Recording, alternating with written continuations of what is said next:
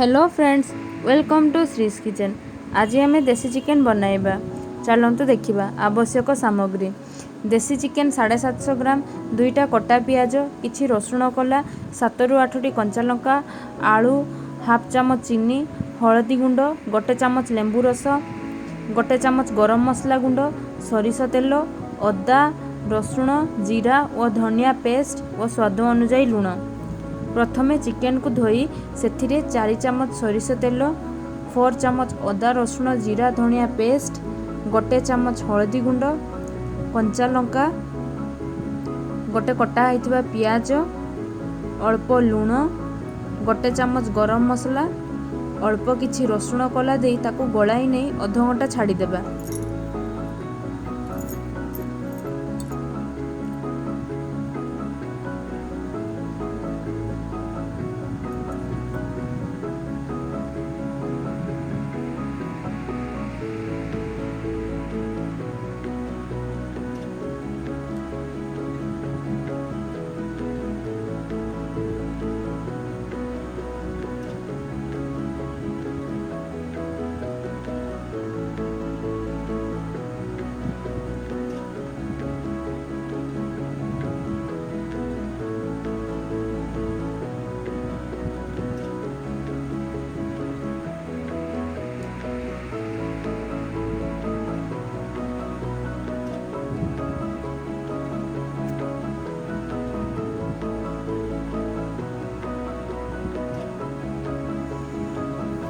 तापरे कड़ाई रे तेल गरम करी तेजपत्र दालचीनी गोलमरीच को पकाई फुटाई नेबा।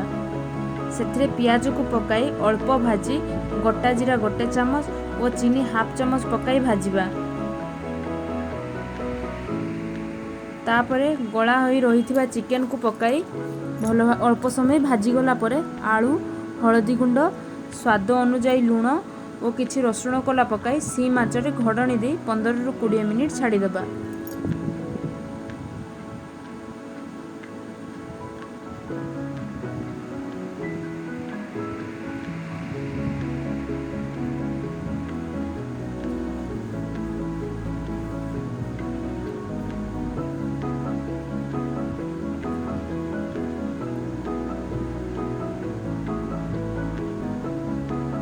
आपण मैंने यही भाव में निश्चय घरे थरे ट्राई करंतु।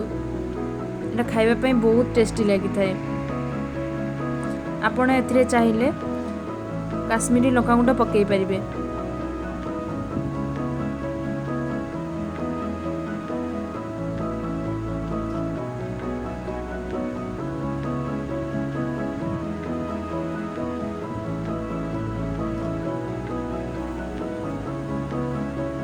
तापरे घोड़णी खोली चिकेन को कषि नेबा। तापरे अल्प गरम पानी दे 8 ରୁ 10 मिनिट फुटिबा पई छाड़ी देबा।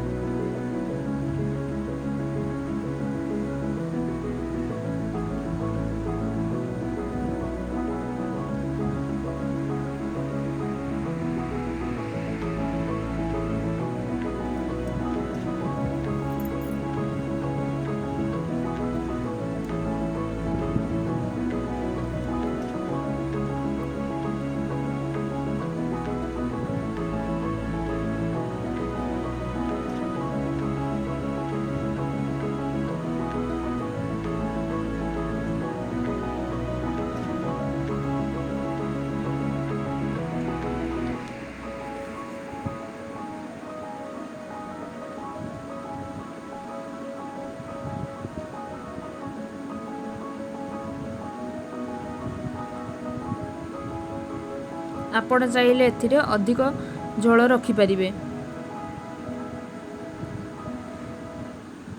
एबे आमर रेडी हो गला देसी चिकेन करी। जदि आपण मानक आम श्रीज किचन भल लगुथिबो लाइक शेयर सब्सक्राइब निश्चय करने को